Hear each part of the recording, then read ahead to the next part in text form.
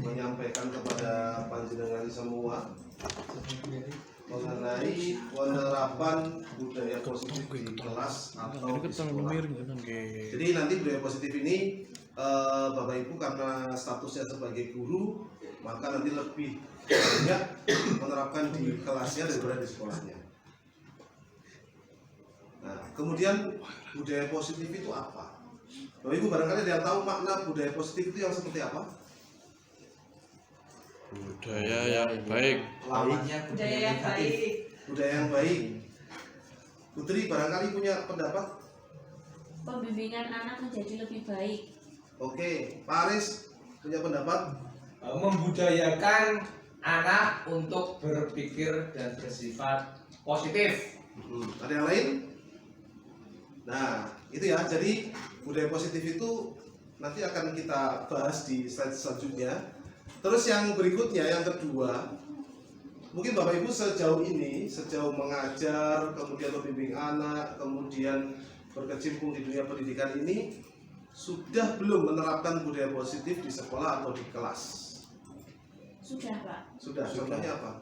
Contohnya pas kegiatan Jumat itu kan memang ada plot-plot tersendiri. Contoh Jumat pertama itu Jumat sehat, Jumat kedua Jumat bersih, Jumat ketiga Jumat beriman, Jumat keempat itu Jumat berbagi seperti itu, Pak. Itu salah satu contohnya ya, contoh penerapan budaya positif. Ada lagi?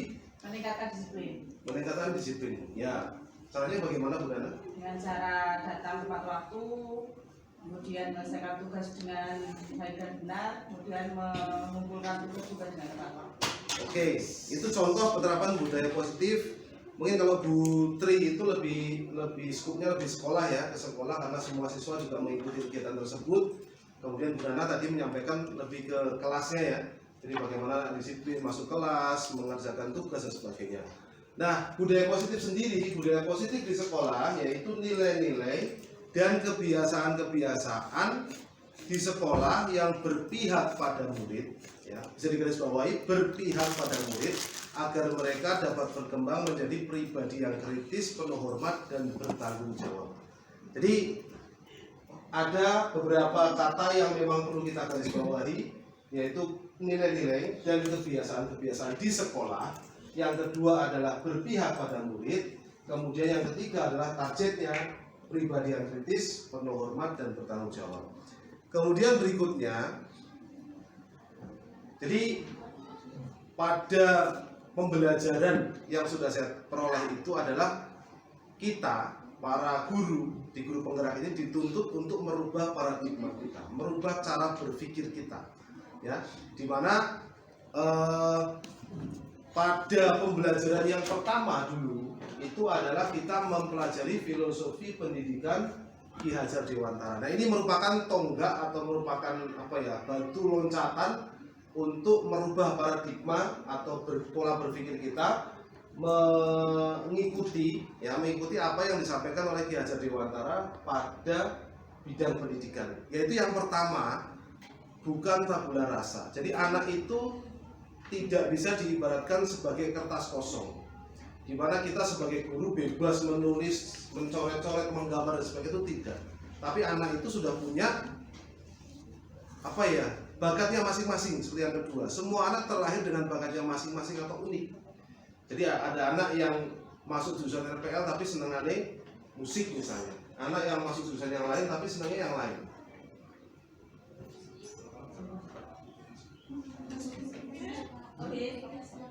Ya, jadi karena banyak hal seperti itu, masuk sini.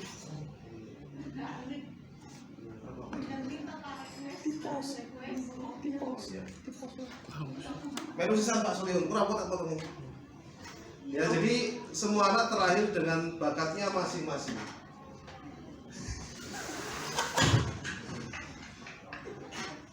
Ya, Pak Solihun, iki lho, diambil aja.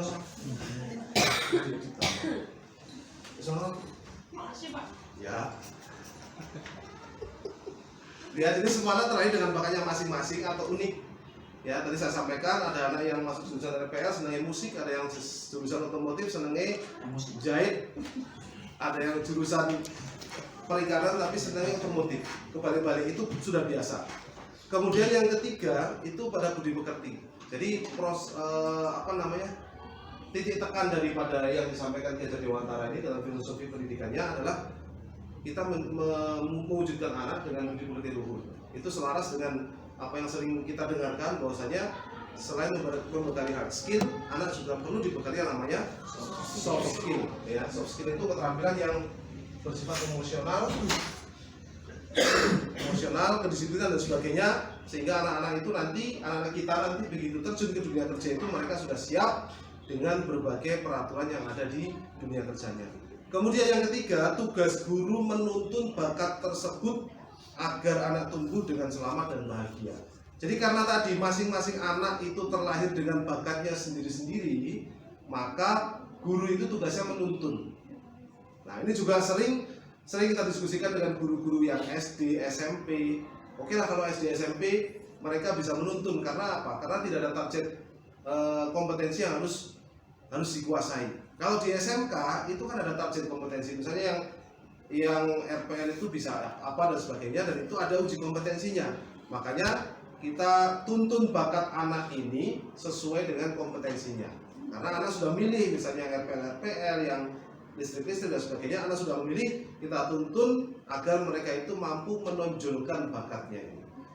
Kemudian yang berikutnya, guru itu ibarat petani, anak ibarat biji jagung.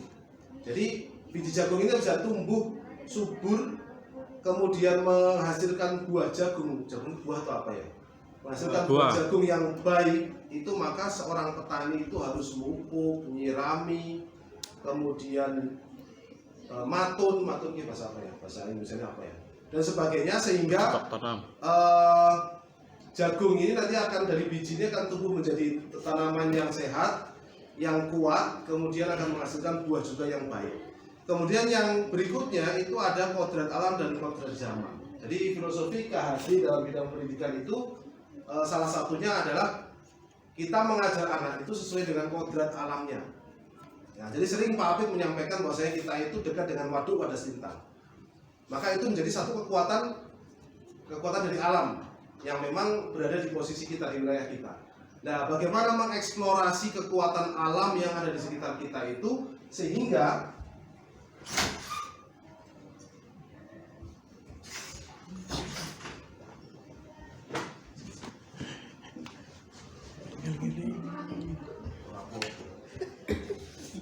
ya, jadi bagaimana kita mengeksplorasi, mengidentifikasi kekuatan alam di sekitar kita, contohnya tadi waduk dan sebagainya, termasuk diantaranya adalah budaya lokal yang ada di sini, ya, kebudayaan, tradisi, kebiasaan masyarakat di sekitar Wadas Lintang ini, sehingga bisa kita atur, bisa kita ambil nilai-nilai positifnya untuk kita terapkan di sekolah. Kemudian yang kedua, yang berikutnya adalah kodrat zaman, ya. Ketika kita belajar dulu waktu SMK atau SMA dengan anak-anak sekarang SMA atau SMK itu tentunya jelas beda. Dulu itu HP mungkin baru 1-2 yang memiliki HP. Sekarang setiap anak hampir 99% memiliki HP semua. Kemudian era teknologi ini juga beda sekali, ya, dengan zaman dulu. Dulu belum ada Facebook, belum ada Twitter, belum ada Instagram dan sebagainya. Sementara sekarang ini sudah mengarah ke situ. Kemudian teknologi yang lain juga sama di masyarakat kita, misalnya ada dulu itu belum ada mesin store tunai, ya, adanya cuma ATM itu zaman dulu. Sekarang sudah ada mesin store tunai. Kemudian pola-pola grosir, ya, atau toko-toko besar retail itu yang dulu bisa mengambil sendiri, kemudian nyangan dewe dan sebagainya, tapi sekarang sudah tidak ada lagi seperti itu. Sudah banyak menggunakan teknologi untuk untuk pelaksanaan berbagai kegiatan di dalam kehidupan ini. Kemudian yang terakhir itu berpihak pada anak. Jadi kalau dulu kita sering mendengar ada yang namanya student center learning. Jadi anak itu sebagai pusat pada kegiatan pembelajaran. Nah, di filosofi KHD sendiri itu ada yang berpihak kepada anak. Nah, nanti akan saya ceritakan bagaimana cara melakukan pembelajaran yang berpihak pada anak, meskipun saya juga belum mempraktekannya dengan baik. Kemudian yang berikutnya, perubahan paradigma ini yang tadi saya sampaikan, bahwasanya untuk membangun budaya positif, sekolah perlu menyediakan lingkungan yang positif pula, ya. kemudian aman dan nyaman agar murid-murid mampu berpikir, bertindak, dan bercipta dengan merdeka, mandiri, dan bertanggung jawab. Ya, makanya tadi salah satu yang disampaikan Putri adalah sekolah kita sudah menerapkan budaya positif. Nah, targetnya atau tujuan akhirnya nanti adalah anak-anak ini memiliki rasa aman, nyaman dalam berpikir dan bertindak. Kemudian ini lazimnya disiplin itu dikaitkan dengan kontrol. Ya, ada yang kita menilai seorang disiplin itu kalau sesuai dengan aturan yang ada. Contohnya berkendara menggunakan helm, ini aturan. Kalau misalnya nggak pakai helm berarti kita menganggap dia tidak disiplin. Kemudian masuk sekolah dengan menggunakan seragam yang sesuai. Ternyata masuk sekolah pakai bebas misalnya, pakai seragam bebas, maka kita anggap dia itu tidak disiplin. Nah, ini lazimnya itu disiplin dikaitkan dengan kontrol seseorang atas orang lain. Kemudian dalam hal ini kontrol guru dalam menghadapi murid. Jadi anak, dia bocah nakal, kan kita punya indikator nakal itu yang seperti apa? Misalnya dia nggak mengikuti pelajaran dengan baik, kemudian dengan temannya itu tidak akur dan sebagainya, kemudian dia sering bolos dan sebagainya, sehingga bisa kita katakan bahwasanya murid itu adalah nakal. Terus berikutnya, ini adalah perubahan paradigma teori kontrol atau ilusi kontrol. Jadi menurut Dr. William Glasser dalam kontrol teori untuk meluruskan miskonsepsi tentang kontrol. Jadi ilusi guru mengontrol murid, ya, bahwasanya kita beranggapan bahwasanya kita itu bisa mengontrol orang lain sesuai dengan kehendak kita, ya, padahal itu tidak bisa. Kemudian ilusi bahwa kritik dan membuat orang merasa bersalah dapat menguatkan karakter. Jadi kita seringkali saya sendiri mengalami misalnya menyalahkan orang lain, mengkritik orang lain dengan kritik yang mungkin menyakitkan dan sebagainya, itu anggapan kita itu bisa menguatkan karakter orang yang kita kritik. Tapi ternyata menurut Dr. William Glasser ini itu salah. Tidak bisa seperti itu kita mengkritik orang lain dengan membabi buta misalnya semena-mena. Kemudian yang berikutnya, ilusi bahwa semua penguatan positif, efektif, dan bermanfaat. Ya, ini adalah ilusi bahwasanya semua penguatan positif yang kita lakukan kepada anak itu akan efektif dan bermanfaat. Kemudian yang berikutnya, ilusi bahwa orang dewasa memiliki hak untuk memaksa. Nah, kita sebagai orang tua atas anak-anak kita, atas murid-murid kita merasa bahwa kita punya hak memaksa mereka untuk melakukan sesuatu sesuai dengan kehendak kita. Ya, nanti kita akan lihat di belakang apakah itu benar atau salah. Ini perubahan paradigma dari yang dulunya itu adalah stimulus respon. Jadi atas apa yang dilakukan anak kita langsung meresponnya. Ya, sesuai dengan kadar kemampuan kita. Misalnya anak terlambat langsung kita marahi, anak tidak pakai sepatu dengan benar langsung suruh nyopot, anak misalnya tidak pakai seragam dengan betul langsung suruh ganti seragam, anak mengeluarkan baju suruh dimasukkan dan sebagainya. Itu adalah stimulus respon. Jadi kita merespon tindakan anak seketika itu. Kemudian teori kontrol ini, ya, ini berbeda. Jadi pertanyaannya adalah bisakah kita mengontrol seseorang? Dalam teori stimulus respon itu contohnya ini, ya, kita mencoba mengubah orang lain agar berpandangan sama dengan kita. Itu kalau kita menggunakan teori stimulus respon. Kemudian kalau teori kontrol itu kita berusaha memahami pandangan orang lain tentang dunia. Artinya tidak harus sama dengan kita, ya. Misalnya kita punya pandangan bahwa dia harus gini. Tapi dengan teori kontrol ini kita berusaha bahwasanya orang lain juga punya pandangan yang berbeda tentang suatu permasalahan itu. Kemudian yang kedua, perilaku buruk dilihat sebagai suatu kesalahan. Ya. Misalnya seperti tadi yang saya sampaikan, anak misalnya bolos, itu suatu kesalahan bagi kita selama ini, ya. Anak itu misalnya tidak berseragam, anak itu tidak mengerjakan tugas. Kemudian anak misalnya tidur di kelas dan sebagainya, itu bagi kita merupakan perilaku yang buruk, ya. Tetapi kalau kita menggunakan teori kontrol, itu semua perilaku memiliki tujuan. Kenapa dia kok sampai tidur di kelas? Kenapa kok dia sampai terlambat? Itu pasti ada tujuannya, ada hal-hal yang menurut dia itu belum terpenuhi dalam dirinya, sehingga dia berusaha melampiaskan dengan cara-cara yang seperti itu. Kemudian yang ketiga itu orang lain bisa mengontrol saya. Ini teori kontrol. Jadi kita bisa dikontrol oleh orang lain dari segi apapun. Tapi kalau di teori kontrol hanya Anda yang bisa mengontrol diri Anda sendiri. Saya mau melakukan apapun, saya berhak atas kontrol tersebut. Tapi kalau teori stimulus respon itu orang lain harus bisa, atau kita harus bisa dipimpin oleh orang lain. Terus yang berikutnya, saya bisa mengontrol orang lain, ini kebalikannya. Kemudian yang keempat, pemaksaan ada pada saat bujukan gagal. Nah ini misalnya kita sudah berbicara baik-baik dengan anak misalnya, kenapa kamu terlambat atau kenapa kamu nggak mengerjakan tugas, apa-apa ternyata nggak berhasil. Kemudian berikutnya kita menggunakan paksaan. Pokoknya kamu besok harus berangkat sebelum jam 7. Kalau tidak, nah ini kalau tidaknya ini nanti mesti akan berujung kepada hukuman. Kemudian untuk teori stimulus respon itu berpikirnya menang kalah, salah satu menang, salah satu kalah. Entah kita yang menang atas siswa kita atau siswa yang menang atas kita. Tapi kalau teori kontrol itu berpikir menang-menang, win-win solution ya. Jadi semuanya itu menang atas permasalahan yang terjadi. Jadi kita juga merasa bisa menyelesaikan masalah itu, membimbing anak menyelesaikan masalah. Anak juga bisa menyelesaikan permasalahannya sendiri. Tidak ada yang dirugikan dari teori kontrol ini. Kemudian yang berikutnya, ini apa makna disiplin? Ya, kita sering kali mendengar kata disiplin. Wah, STP 2K, kedisiplinan siswa. Sering kali kita mendengar seperti itu. Jadi kata disiplin sering dikaitkan dengan tata tertib. Ya, orang yang mengikuti atau melaksanakan tata tertib dengan baik disebut sebagai orang atau anak yang disiplin. Anak yang melanggar tata tertib, satu atau dua atau banyak, itu berarti bisa dikatakan sebagai anak yang tidak disiplin. Itu pandangan kita mengenai kata disiplin. Ya. Teratur dan kepatuhan pada peraturan. Kata disiplin juga sering dihubungkan dengan hukuman. Ya. Anak rambutnya panjang dihukum dengan potong rambut, misalnya. Rambutnya mengeluarkan bajunya dihukum dengan push up misalnya. Padahal itu sungguh berbeda karena belajar dengan disiplin tidak harus dengan memberi hukuman. Ya, justru itu adalah salah satu alternatif terakhir dan kalau perlu tidak digunakan sama sekali.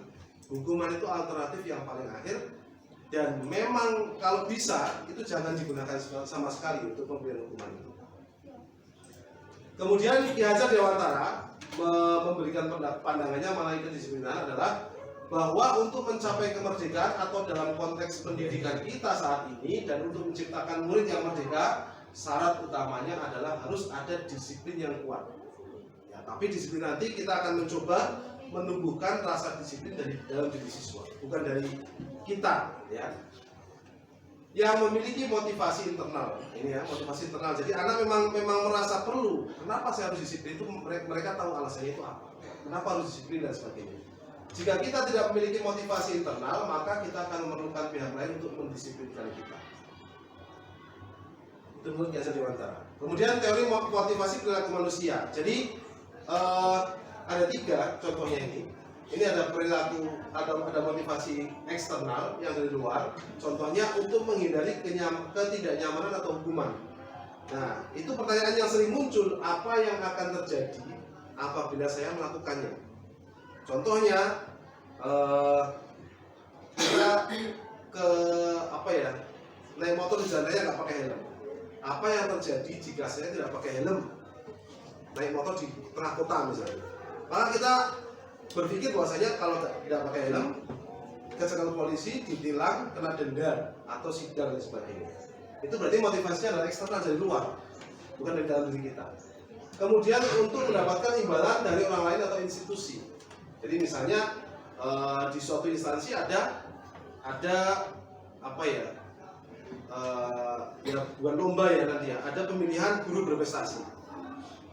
Maka kita mencoba berlomba-lomba untuk menjadi apa yang sesuai dengan instrumen guru berprestasi itu, ya, sehingga nanti ketika lomba kita menang, maka angan-angan kita apa yang akan saya dapatkan apabila saya melakukannya. Misalnya ada ini yang absennya paling pagi terus dalam sekian bulan berturut-turut, maka akan mendapatkan NMAC misalnya, ya, maka itu akan dilakukan ya. Pak Fat itu paling gasing mangkat sekolah dan sudah dapat NMAC sekarang dari BPD. Nah ini salah satu motivasinya, misalnya di instansi ya. Pak Fat kan tidak menyangka-nyangka itu ya, dapat NMAC. Kemudian ini motivasi internal itu adalah untuk menghargai diri sendiri, menjadi insan yang sesuai dengan harapan kita sendiri, ya. Nah, pertanyaan yang sering muncul adalah saya akan menjadi orang yang seperti apa bila saya melakukannya. Ya, jadi kita punya kesadaran, misalnya saya kota nggak pakai helm, yang terjadi apa-apa, maka yang rugi juga saya sendiri. Nah, itu salah satu contohnya yang dari motivasi internal ya dalam diri kita. Kemudian dalam penerapannya di kelas, ya, yang dulunya adalah adanya peraturan kelas, misalnya peraturan kelas itu datang tepat waktu, tidak boleh bermain HP, tidak boleh ribut, kemudian tidak boleh mengganggu teman yang sedang belajar dan sebagainya. Naik lagi menjadi keyakinan kelas, sehingga anak-anak itu mencoba untuk meyakini apa yang dilakukan itu punya konsekuensi, punya satu punya memang satu dampak ya, satu efek. Misal saya disiplin, manfaat untuk saya apa? Kalau saya tidak mengerjakan tugas, nanti apa yang saya terima konsekuensinya. Nah, sehingga menjadi satu keyakinan kelas. Satu kelas punya keyakinan yang sama, sehingga mereka juga ada motivasi atau terbentuk motivasi dari internal mereka sendiri untuk melakukan keyakinan yang sudah mereka sepakati. Kemudian dari keyakinan kelas ini maka tercipta lingkungan yang positif. Satu kelas itu kalau misalnya sudah melakukan keyakinan kelasnya dengan baik, maka lingkungan kelas itu akan menjadi lingkungan yang positif. Ya, saling menyapa, kemudian saling menghargai, saling menghormati, disiplin dan sebagainya. Nah, kemudian dari lingkungan positif ini tercipta budaya positif. Kalau terus-menerus dilakukan, maka itu akan menjadi budaya bagi anak-anak. Ya, terus-menerus dilakukan misalnya setahun, 2 tahun dengan lingkungan yang positif ini, maka akan terciptalah budaya yang positif. Kemudian berikutnya, ini antara keyakinan kelas, hukuman dan penghargaan. Nah, mengapa tidak peraturan saja? Ini yang sering kita utarakan. Mengapa tidak pakai peraturan saja terus rampung beres? Mengapa harus pakai keyakinan kelas? Ya, tadi sudah saya sampaikan di depan bahwasanya peraturan itu sifatnya dari atas ke bawah, dari guru ke murid misalnya. Tapi kalau keyakinan itu murid meyakini nilai-nilai yang mereka anggap baik, sehingga motivasinya dari eksternal diubah menjadi internal. Mengapa kita memiliki peraturan harus menggunakan helm bila mengendarai kendaraan roda 2? Ya, barangkali Bapak Ibu bisa menjawab mengapa kita harus menggunakan helm bila mengendarai kendaraan roda 2. Ini motivasinya juga beda-beda. Dari sini pun sudah akan keluar jawaban yang beda-beda. Coba Bu Nana, kenapa pakai helm ketika berkendara? Untuk safety. Safety. Keselamatan. Putri, saya Sama helm. Pak, untuk perlindungan diri juga Pak. Pak Fat, kenapa dari Cangkreng ke sini pakai helm? Ya untuk keselamatan. Pak Maruf, Biar tidak dingin. biar tidak dingin. Pak Elik, Biar tidak dingin dan untuk keselamatan. Pak Aris, Menghindari dari debu mata. oh iya, Pak Dani, Sama. nama apanya? Pak Apit, Idem. idem ya. Jadi motivasinya rata-rata sudah dari internal ya. Jadi untuk keselamatan, menghindari debu, benora adem dan sebagainya itu kan dari diri kita sendiri, bukan dari orang lain. Kemudian contoh lagi misalnya mengapa kita memiliki peraturan 3M, memakai masker, mencuci tangan, kemudian menjaga jarak. Nah, ini sudah tidak berlaku lagi, sudah ada pandemi. Kemudian yang berikutnya, mengapa kita memiliki peraturan harus datang tepat waktu pada saat mengikuti pelatihan atau pada saat ke sekolah misalnya. Kenapa? Kenapa kita absen di bawah jam 7? Kenapa tidak di atas jam 7 saja? Itu motivasinya apa? Hah? Agar Motivasinya kan ada yang panggil BKP, cair dan sebagainya. Nah, itu kan masih dari eksternal, bukan dari diri kita sendiri. Ya, kalau saya terus terang berangkat pagi itu masih ada waktu untuk istirahat karena jauh. Jadi bisa ngopi dulu, bisa santai-santai dulu, nanti setelah pulang nggak perlu pulang. Iya, apa? Boleh. Cepat. Mau pengirat cut dulu. Jadi.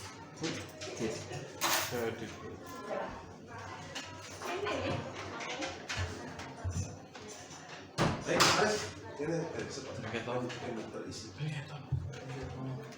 Biar kelihatan. Ya. Ya. Kemudian untuk ini ya, mengapa kita memiliki peraturan harus datang tepat waktu pada saat mengikuti pelatihan atau pada saat kita bekerja? Ya, barangkali Pak Fat bisa menceritakan kenapa datangnya itu pagi, padahal dekat. Bisa datang berangkat dari rumah jam 7 kurang 5 menit sampai sekolah belum terlambat. Bisa cerita kenapa datangnya setengah 7 sudah sampai sekolah itu, kenapa? Ya karena bangunnya itu lebih pagi. Bangunnya lebih pagi ya. Ya karena jam sekitar setengah 5 sudah bangun, terus mandi siap-siap, terus berangkat. daripada di rumah tidak ngapa-ngapain Iya, ya. di rumah tidak apa-ngapain. Nah, sekarang saya mau tanya Pak Apit ini, kenapa kok datangnya mepet-mepet waktunya? Seringnya? Karena punya siang. Kenapa? Karena Tidurnya malam. harus menyiapkan sarapan anak dulu. Oh, ya, jadi ada banyak sekali apa ya namanya persepsi mengenai kenapa datangnya kok siang, kenapa datangnya pagi dan sebagainya. Dan pasti semua ini punya alasan-alasan mengapa melakukan seperti itu. Ada yang alasan memang karena harus ngapain dulu di pagi hari, ada yang memang malas di pagi hari, dingin dan sebagainya, macam-macam sekali.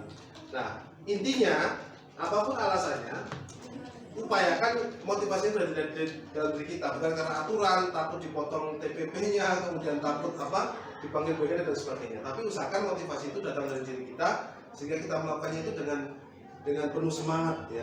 Tidak ada yang namanya terikat dengan aturan-aturan yang memang sudah ada. Kemudian yang berikutnya keyakinan kelas. Keyakinan kelas adalah nilai-nilai kebajikan atau prinsip-prinsip universal yang disepakati bersama secara universal, lepas dari latar belakang suku, negara, bahasa maupun agama. Jadi nanti di kelas kita itu, di sekolah kita itu ada 2 non-muslim, itu lepas dari itu. Tidak ada yang katanya dengan menyinggung masalah agama sama sekali. Ya, misalnya kata-kata yang paling umum misalnya, contoh di kelas itu meyakini bahwasanya ada nilai yang harus taat beribadah. Nah, tidak disebutkan taat melaksanakan sholat atau apa, tapi taat beribadah misalnya. Kemudian tanggung jawab, kemudian disiplin misalnya, kemudian saling menghormati, saling menghargai dan sebagainya. Sehingga kata-kata itu sifatnya umum, toleransi dan sebagainya.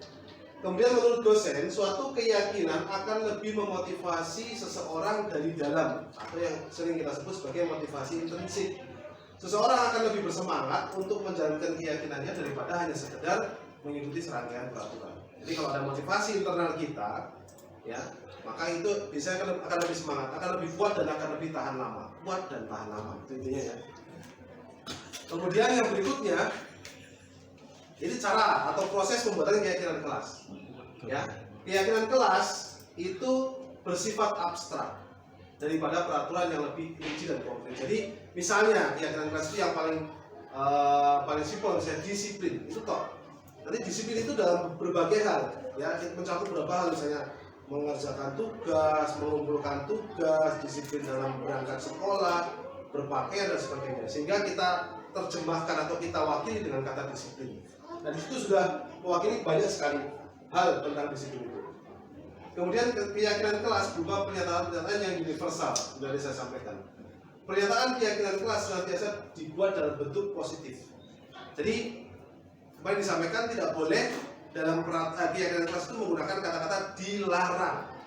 Dilarang makan dan minum di dalam lab. Nah itu. Maka kita sering melihat di beberapa lingkungan kita sudah berubah kata-katanya menjadi kata-kata yang positif. Misalnya terima kasih tidak makan dan minum di dalam kelas. Terima kasih tidak merokok sembarangan misalnya. Terima kasih tidak membuang sampah sembarangan dan sebagainya. Nah, itu sudah diubah menjadi kalimat-kalimat yang sifatnya positif daripada dalam bentuk larangan ya. Kemudian keyakinan kelas sebenarnya tidak terlalu banyak sehingga mudah diingat dan dipahami. Ya, contoh misalnya tadi disiplin, kemudian saling menghormati, saling menghargai, itu cukup terus. Nanti kalau sudah terlaksana semua 3 ini, maka bisa dinaikkan levelnya atau ditambahin. Atau bahkan yang 3 ini sudah dilaksanakan semua, bisa dihapus, diganti dengan yang lain. Kemudian semua warga kelas sebaiknya ikut berkontribusi dalam membuat keyakinan kelas lewat surah pendapat. Jadi tidak ada lagi sepihak dari guru ke murid sudah dalam bentuk ini loh peraturan kelas disampaikan ke murid, murid hanya sifatnya melengkapi atau mengusulkan sesuatu yang baru. Tapi ini memang dari awal sudah diserahkan kepada murid. Silakan kalian misalnya membuat satu nilai-nilai, satu kesepakatan yang kira-kira tidak memberatkan kalian. Contohnya seperti itu. Jadi nanti mereka berdiskusi sendiri, guru sifatnya hanya sebagai fasilitator saja, kemudian mereka juga merumuskan sendiri, mengubahnya menjadi kalimat positif, kemudian mendeskripsikan atau mewakilkan menjadi satu keyakinan satu keyakinan yang universal, kemudian baru disepakati bersama, tanda tangani. sehingga mereka punya punya greget ya, punya motivasi untuk melaksanakan apa yang mereka sepakati sendiri. Kemudian bersedia meninjau kembali keyakinan kelas dari waktu ke waktu. Ini sudah saya sampaikan tadi, barangkali satu keyakinan kelas ini sudah dilaksanakan semua anak di kelas itu. Merata sudah melakukan semua, sudah baik semua, maka bisa diganti dengan yang lain yang belum ada sama sekali. Kemudian contoh ini peraturan, selalu kembalikan buku ke tempatnya. Nah, ini peraturan ini ya. Kemudian keyakinan kelas atau nilai kebajikan yang dituju dari peraturan itu adalah tanggung jawab. Jadi ini contohnya kalimat atau kata-kata untuk membuat keyakinan kelas, tanggung jawab. Kemudian dilarang mengganggu orang lain, ini peraturan. Nah, keyakinan kelasnya misalnya menghormati orang lain dan diri sendiri, ini keyakinan kelas. Kemudian hadir di sekolah 15 menit sebelum pembelajaran dimulai. Nah, ini peraturannya seperti itu. Nah, dari peraturan itu sebenarnya keyakinan atau nilai kebajikan apa yang akan diambil? Itu adalah menghormati orang lain, komitmen pada tujuan. Kemudian dilarang melakukan kekerasan. Ini berarti nilai kebajikannya keselamatan, menghormati orang lain. Dilarang menggunakan narkoba, maka nilai kebajikan adalah kesehatan. Bergantian atau menunggu giliran, itu menghormati orang lain, kesabaran. Gunakan masker, itu kesehatan dan keselamatan. Kemudian jangan berlari di kelas atau koridor ini untuk keselamatan dan keamanan. Nah, jadi dari apa yang sudah saya sampaikan tadi, kita lebih baik memilih menggunakan keyakinan kelas dengan kata-kata yang contohnya seperti ini daripada menggunakan serangkaian peraturan. Ya, karena peraturan itu dari atas ke bawah sifatnya dan memaksa. Kemudian ini contohnya sudah saya lakukan. Jadi kemarin saya mempraktekkan membimbing murid membentuk atau membuat keyakinan kelas, dan itu dari murid sendiri. Ya, murid sendiri yang diskusi, dituliskan papan tulis, kemudian mereka merangkum, menyederhanakan dari beberapa usulan yang hampir sama itu disederhanakan lagi, kemudian sampai kepada membuat keyakinan kelas dan ditempel di papan tulis. Ini masih ada prosesnya, masih saya seleksi lagi. Silakan Anda pilih yang paling bagus untuk kalian itu yang mana. Yang ini Pak, oh ya silakan dicetak sing gede, ditempel di kelas sebagai kesepakatan kelas. Nah, kemudian ini adalah penghargaan. Dihukum oleh penghargaan. Jadi pengaruh jangka pendek dan jangka panjang. Penghargaan itu misalnya kita memberikan penghargaan kepada anak. Itu yang pertama. Penghargaan itu biasanya pengaruhnya jangka pendek. Kenapa? Karena dia akan semangat kalau diberi penghargaan. Kemudian jangka panjangnya dia tidak akan timbul motivasi internal. Karena semakin lama pokoknya begitu saya dapat nilai yang bagus terus, ranking 1, maka saya akan dapat penghargaan dari guru. Maka itu yang menjadi motivasinya. Tetap masuk ke eksternal. Kemudian penghargaan itu menghukum. Ya, maksudnya adalah ketika satu anak diberikan penghargaan oleh gurunya di depan anak-anak yang lain, maka anak-anak yang tidak mendapatkan penghargaan ini merasa bersalah, ya, merasa dihukum. Yang dapat kok itu terus, saya nggak pernah dapat dan sebagainya. Oh, dia dapat hadiah karena dia ranking 1. Coba kalau saya ranking 15 misalnya, nggak akan dapat hadiah dan sebagainya, sehingga murid yang lain itu merasa bersalah. Yang diberi penghargaan ini senang mereka, tapi yang tidak diberi penghargaan itu mereka akan merasa bersalah, merasa tidak dihargai dan sebagainya. Kemudian penghargaan mengurangi ketepatan. Ya, jadi kadang kita memberikan penghargaan kepada orang yang mungkin tidak tepat. Ya. Contohnya kita misalnya memberikan penghargaan kepada yang nilai akademisnya bagus. Padahal bisa jadi dia yang punya nilai akademis bagus belum tentu kelakuannya baik, kemudian dia juga punya prestasi yang lain di luar akademik yang bagus juga belum tentu. Kemudian tanggung jawabnya juga bagus belum tentu. Jadi kita hanya mengacu kepada nilai akademisnya bagus. Kemudian penghargaan tidak efektif. Tadi disampaikan di atas bahwasanya jangka pendek mungkin iya, sekali 2 kali iya, tapi jangka panjang nanti keterusan dia. Kalau nggak dapat penghargaan ya dia nggak akan melakukan apapun. Kemudian penghargaan merusak hubungan. Nah, tadi disampaikan ini berkaitan dengan yang nomor 2 tadi, hubungan antar siswa yang diberi penghargaan dan tidak itu pasti akan beda, semakin rendah. Dengan guru pun sama, yang tidak diberi penghargaan. Bapak itu nggak pernah memberikan penghargaan kepada saya. Karena saya juga juara misalnya, atau juara di bidang yang lain bukan di bidang akademiknya. Nah, itu contohnya. Kemudian, nah, saya akan bertanya kepada Bapak Ibu. Ada beberapa tindakan seorang guru. Nah, ini termasuk hukuman atau konsekuensi. Ya, mencatat 100 kali dalam buku kalimat, saya tidak akan terlambat lagi karena terlambat datang ke sekolah. Jadi mencatat saya tidak akan terlambat lagi 100 kali. Ini termasuk hukuman atau konsekuensi? Hukuman. Ya. Kemudian lari mengelilingi lapangan basket 2 kali karena terlambat hadir ke sekolah. Hukuman atau konsekuensi? Hukuman. Hukuman atau konsekuensi? Ya. Konsekuensi. Ada hukuman, ada konsekuensi. Sekarang kita lihat. Murid diminta untuk push up 15 kali karena tidak menggunakan masker ke sekolah. Hukuman. Menggantikan kertas tugas teman yang telah dicoret-coret. Konsekuensi. Membersihkan tumpahan air di meja tulis karena tersenggol pada saat belajar. Konsekuensi. Konsekuensi. Meminta murid tidak mengenakan sepatu seharian di sekolah karena tidak mengenakan sepatu hitam. Hukuman. Lari mengelilingi lapangan basket 2 kali karena terlambat 10 menit untuk pelajaran PJOK. Konsekuensi. Oke, kita lihat hasilnya. Ya, bahwasanya ini hukuman. Apa? Karena apa dikatakan hukuman atau konsekuensi? Hukuman itu yang relevan dengan kesalahannya. Ya. Tapi kalau hukuman itu nggak relevan ya. Misalnya misalnya terlambat kok suruh mencatat saya tidak akan terlambat lagi 100 kali. Kan nggak ada kaitannya dengan terlambat. Kemudian lari mengelilingi lapangan basket 2 kali karena terlambat hadir ke sekolah. Juga nggak ada kaitannya antara terlambat dengan lari. Nah, kalau konsekuensi ini karena akibat dari perbuatannya, menggantikan kertas tugas teman yang telah coret-coret. Jadi dia mencoret-coret pekerjaan teman, lalu mengganti kertasnya. Ini konsekuensi karena perbuatannya. Kemudian membersihkan tumpahan air juga sama, ini hukuman dan ini konsekuensi. Ya, ini lari lapangan basket 2 kali. Ini satunya hukuman, satunya konsekuensi. Ini karena terlambatnya sekolah. Ini karena ada kaitannya dengan mapel PJOK. Jadi lari itu sudah biasa di PJOK. Karena konsekuensi. Kemudian perbedaan hukuman dan konsekuensi. Hukuman itu sesuatu yang menyakitkan harus terjadi. Ya, kalau kita adakan survei misalnya anak yang terlambat ke sekolah kok di P suruh pusat dan sebagainya, mesti mereka nggak senang. Iya, Pak Aris, sampai sedikit senang nggak mereka? Kayak misalnya datang ke sekolah terlambat, kok suruh pusat misalnya, senang nggak? Dalam hati mereka mesti nggak senang ya. Harusnya kan saya nggak pengen di seperti ini kan seperti itu. Kalau konsekuensi itu sesuatu harus terjadi karena akibat dari perbuatannya. Kemudian membuat anak sakit fisik maupun hati untuk jangka waktu yang lama.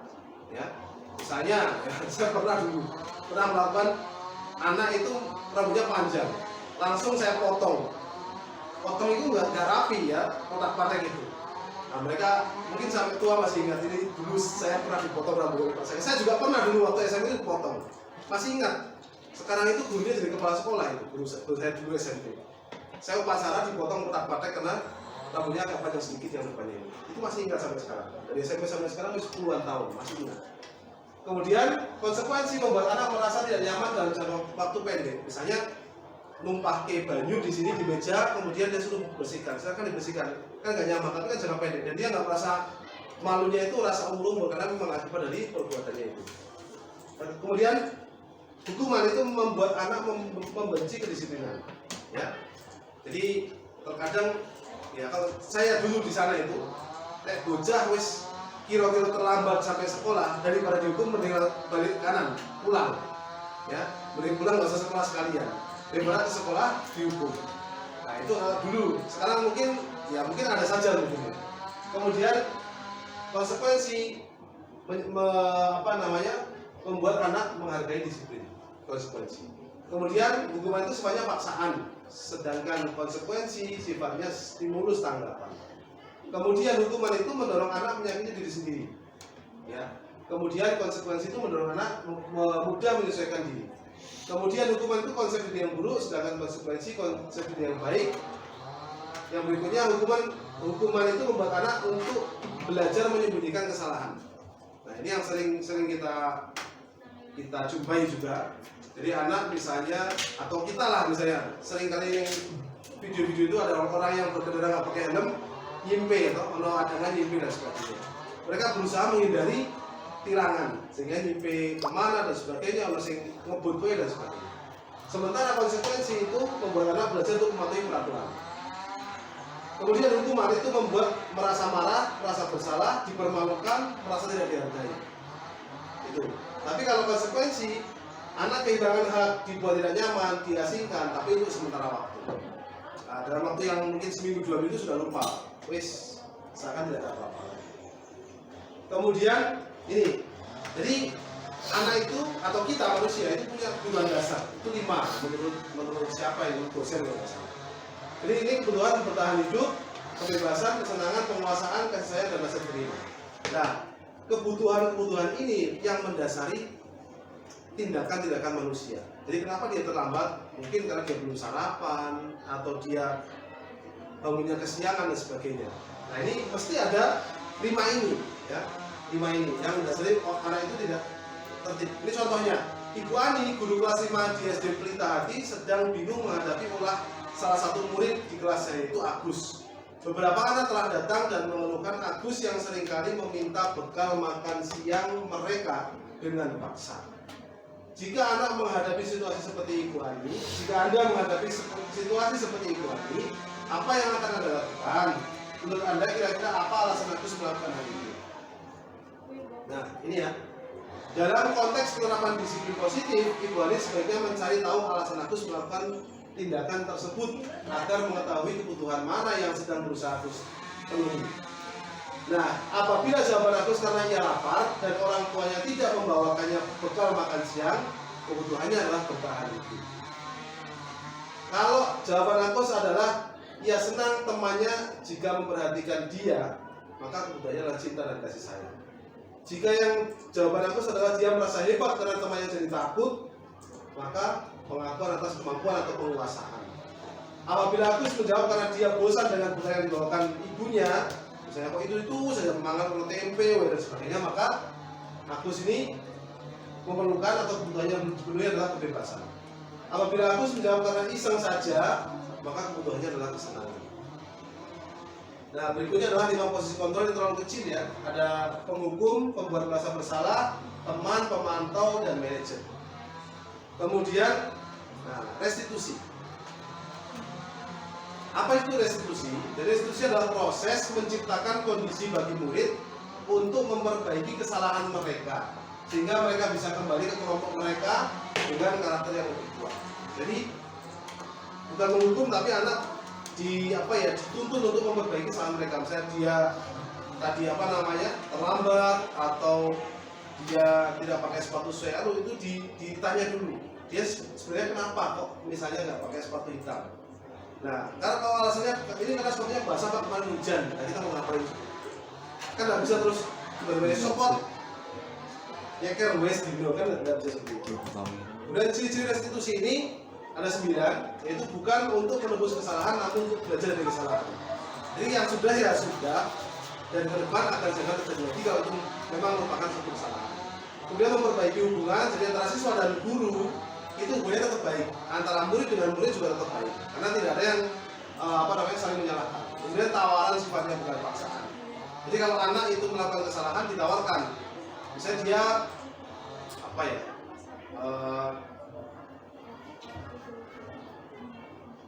melakukan kesalahan, contohnya yang paling gampang itu dia berkelahi. Ya, 2 anak ini dalam satu kelas berkelahi misalnya. Ditawarkan solusinya, kira-kira solusi yang bagus atas permasalahan kamu itu apa? Jadi jangan, berarti kamu harus minta maaf, kamu ke ruang kelas sekolah, kamu guru BK dan sebagainya. Tapi anak diminta untuk mengeluarkan solusinya sendiri, ya, mencari solusinya sendiri. Kemudian restitusi menuntun untuk melihat dalam diri. Jadi kenapa dia melakukan itu, apa yang harus dilakukan untuk memperbaiki permasalahan seperti tadi. Restitusi mencari kebutuhan dasar yang melandasi tindakan. Restitusi adalah cara yang paling baik untuk memperbaiki diri. Restitusi fokus pada karakter bukan tindakan. Restitusi fokus pada solusi, dan restitusi mengembalikan murid yang berbuat salah pada kelompoknya. Ini langkah-langkahnya. Jadi dari segi restitusi yang paling bawah itu menstabilkan identitas. Jadi ketika anak melakukan suatu kesalahan, maka kita menguatkannya, menstabilkan identitasnya, menguatkan dia bahwasanya, misalnya dengan kata-kata setiap orang pasti pernah melakukan kesalahan dan sebagainya. Kemudian yang kedua, validasi kebutuhan. Tentunya tadi anak itu melakukan kesalahan itu karena ada kebutuhan yang tidak terpenuhi. Sehingga kita mencari tahu sebenarnya apa yang belum terpenuhi dari kebutuhan dia. Kemudian yang ketiga itu menanyakan keyakinan. Nah, tadi sudah ada proses membuat keyakinan kelas, sehingga dari apa yang dia kerjakan kok salah, kita tanyakan apakah ini sesuai dengan keyakinan kelas, misalnya disiplin atau saling menghargai, saling menghormati dan sebagainya. Kemudian ini contohnya yang kemarin saya lakukan kepada 2 anak, ini menggunakan segitiga restitusi dan tanggapannya juga bagus. Mereka merasa, oh saya dihargai, saya tidak disalahkan langsung, terus kamu salah dan sebagainya. Maka kita belajar untuk melakukan seperti itu. Kemudian terima kasih telah selesai. Jadi intinya Bapak Ibu, ya, Bapak Ibu tadi beberapa hal, beberapa poin budaya positif, segitiga restitusi dan sebagainya. Barangkali Bapak Ibu bisa memulai dari membuat keyakinan kelas bersama dengan anak-anak di kelasnya masing-masing, kemudian mencoba melaksanakan restitusi. Misalnya ada anak-anak yang melanggar aturan sekolah, itu caranya yang mengatasinya. Nanti bisa dengan belajar dengan para guru penggerak yang sudah duluan, ya, itu pasti sudah bisa. Jadi bagaimana caranya menangani kesalahan-kesalahan siswa. Demikian, barangkali ada yang mau memberikan refleksi atas apa yang kita pelajari hari ini. Bu Erna. Erna, sepatah 2 kata-kata. Jangan bilang kata-kata. Luar biasa, ilmunya juga pengetahuan baru. Ternyata apa yang selama ini kita lakukan ternyata kalau menurut saya masih banyak yang kurang, ternyata masih banyak yang perlu diperbaiki dan masih banyak yang harus dipelajari. Dengan ilmu-ilmu yang sudah didapat, mudah-mudahan kedepannya bisa lebih baik dalam pelayanan kepada siswa. Terima kasih Bu Ci. Yang lain barangkali yang mau memberikan tanggapan lagi. DPR. Tanggapan pertama dari saya, ini ilmu yang baru, kemudian tetapi memang saya masih belum bisa menemukan apa namanya ya, dari merubah peraturan menjadi keyakinan kelas itu. Pemahaman saya itu masih ada beberapa yang belum bisa, apa ya namanya ya, bahasanya belum ketemu solusinya. Apabila nanti anak itu yang melanggar keyakinan kelas, itu bagaimana kita untuk meyakinkan lagi. Kalau itu sebatas keyakinan, karena keyakinan itu untuk diri mereka, kita tidak ikut campur urusan keyakinan mereka, gitu.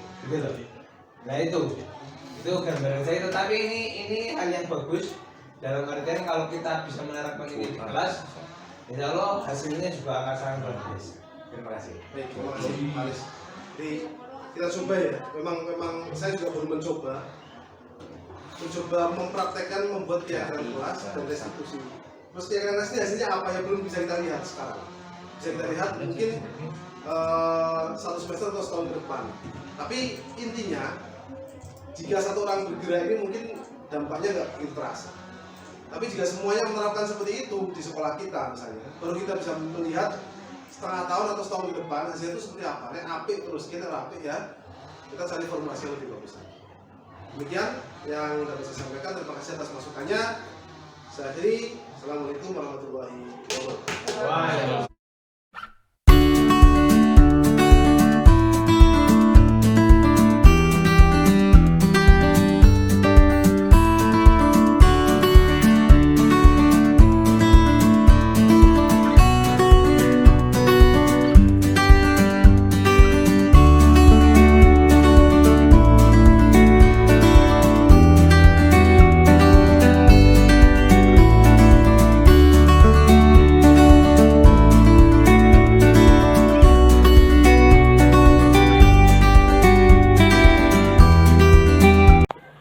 Menurut pendapat saya, penanganan kasus dengan prosedur seperti yang tadi sudah dijalankan itu sangat fleksibel dan lebih baik dari cara-cara penanganan kasus sebelumnya. Karena dengan penanganan kasus seperti tadi, siswa menjadi lebih nyaman dan lebih santai sehingga mereka berani berbicara mengenai alasan apa yang membuat mereka melakukan kesalahan tersebut.